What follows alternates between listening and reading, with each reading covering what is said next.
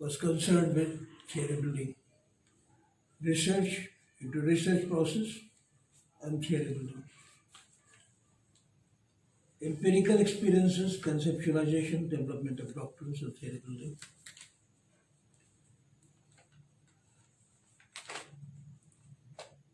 Listening to my lectures, you may have similar experiences as I have been having. We select a problem consciously and it sinks into the subconscious mind.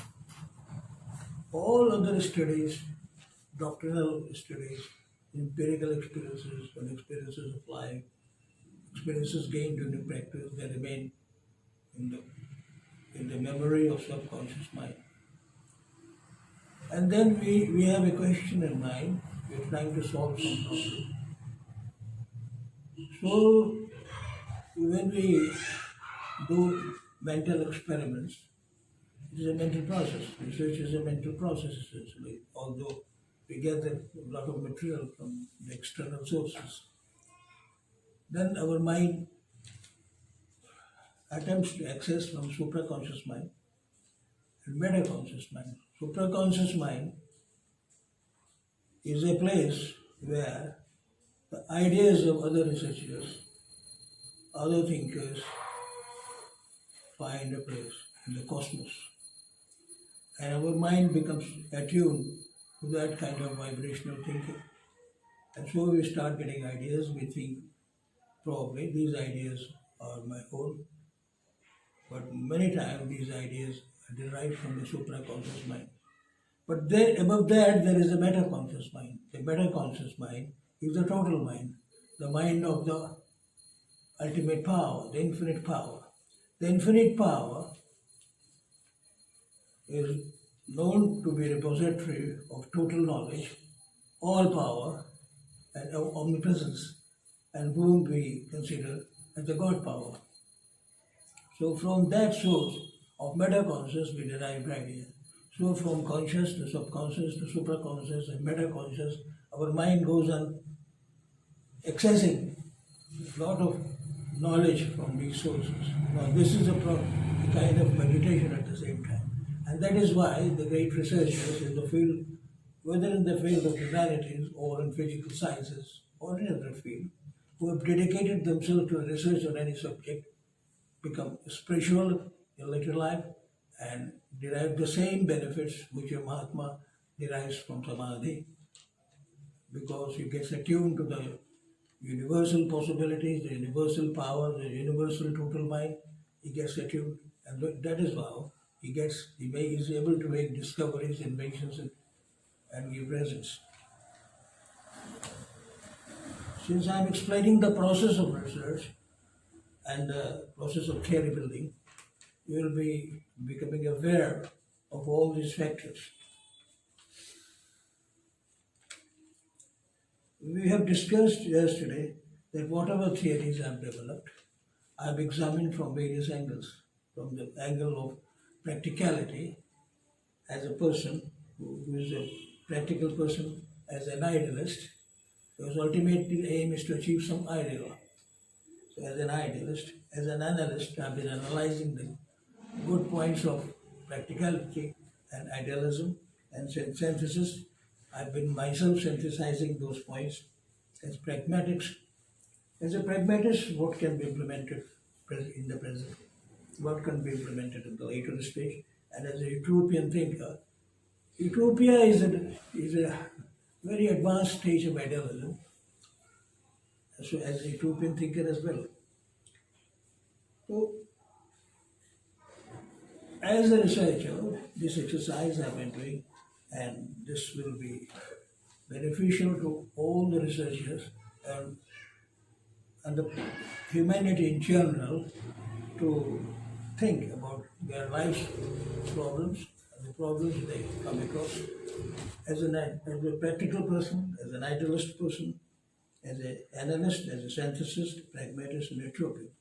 Many times a person says that I'm a practical person.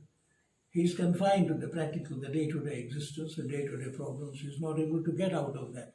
But if he expands his vision and starts thinking in terms of and practicality in terms of idealism, analysis, synthesis, pragmatism, and utopian, you'll be able to solve many of these problems and be happy in life. What we discuss here is a lot concerned with the individual and the society. But when it comes to leadership, diplomacy, and war strategy, the presiding deity is power. Power defines what is ideal and practical. The presiding deity in the matters of leadership, diplomacy, and war strategy is power. Power defines what is ideal and practical. There we talk peace and wage war to establish peace. Power defines what is ideal and practical. There we talk peace and wage war to establish peace. Incidentally, since we have mentioned the word leadership, I mentioned that there are 24 kinds of leadership theories in the appendix to Eighth Habit written by Stephen R. Covey. Leadership theories are of 24 kinds. That the leader emerges in different situations, and these situations, as observed by many scholars, researchers, and Stephen R. Covey, are 24 situations. There could be many more situations the researchers may find.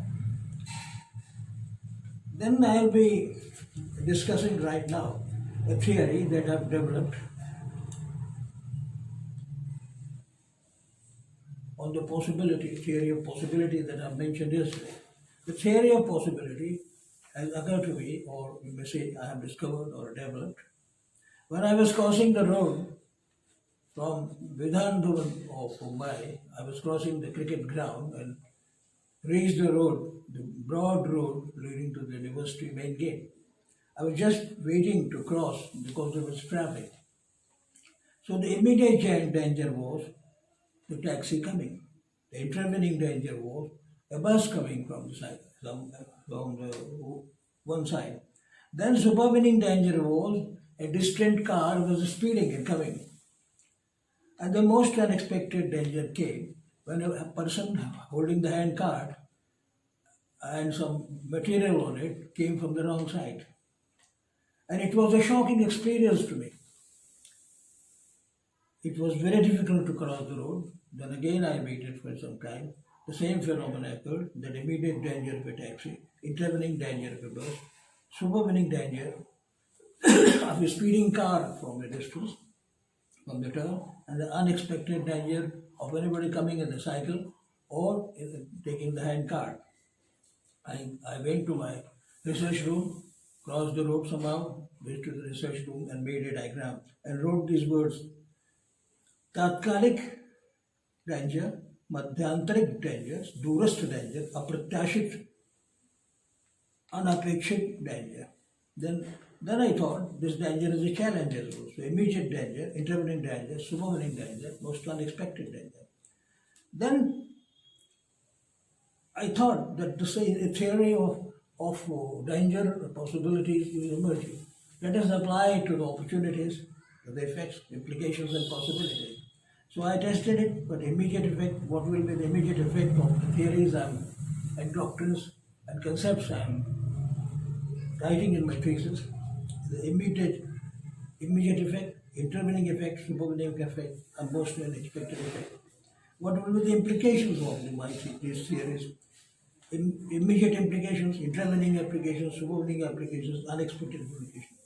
Then a third of possibilities. What are immediate possibilities, intervening possibilities, supervening possibilities, most unexpected possibilities? Now, doctrinally, this appeared to be a universal theory because it applied to various situations. It applied to danger, it applied to challenges, it applied to opportunities, effects, implications, and possibilities. So, having developed this theory doctrinally, now it requires testing by empirical experience.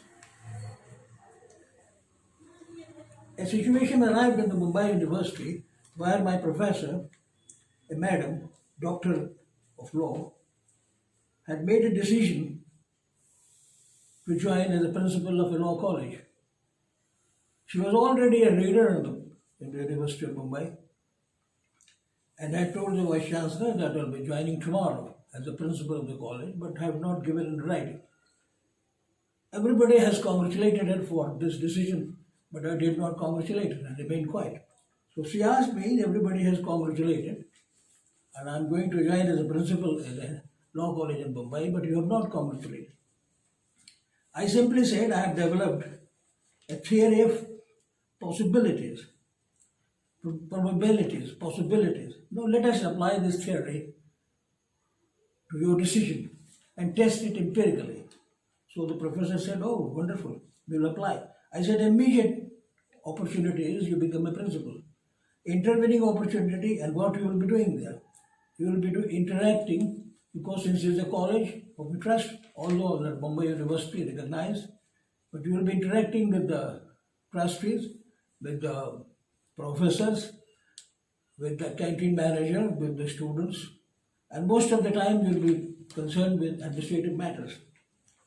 Then intervening opportunity, you are a principal, intervening opportunity, probably it doesn't appear to be any opportunity, intervening, supervening, unexpected opportunity. But if you continue as a reader here in the university, college is known locally in Mumbai, university is known all over the world.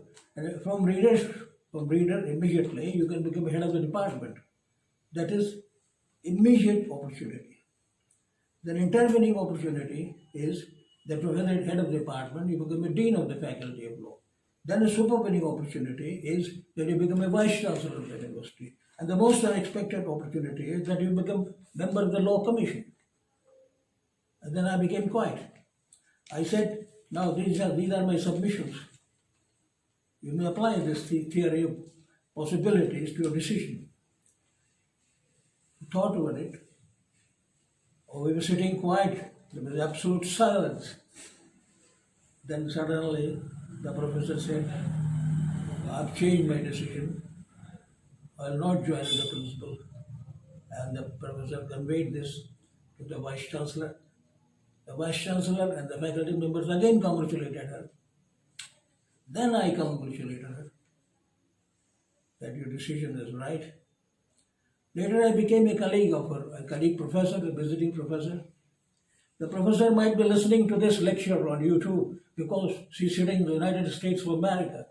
I do not mention her name, but I have described the situation where I tested this theory of possibilities empirically.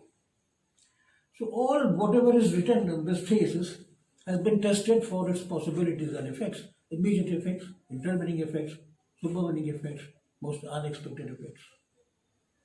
But in addition to that, there are several legal tests.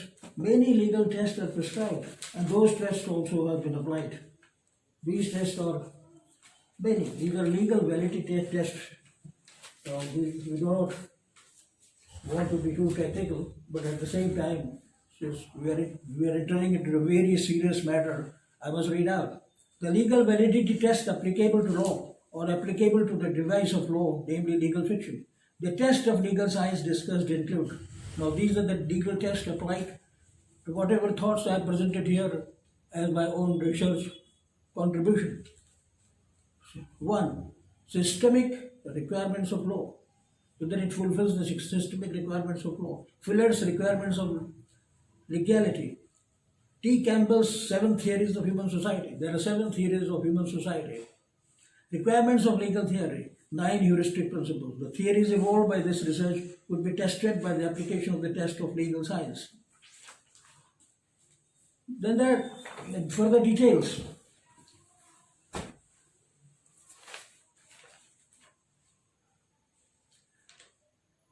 So, my submission is the permanent microeconomic fund account, yoga छह में स्थाई ने लिखा था, and deleting section, as I suggested yesterday, on clubbing law. In the name of fiction, it is not a fiction, because fiction is used for the purpose of equity, justice. It's not used for the purpose of doing injustice. And here, in the name of fiction, injustice is being perpetuated, and it is the legacy from the British Raj, and it has not been investigated. No research has been done on this. I therefore request you to be in touch with me and continue our intellectual expansion of the mind.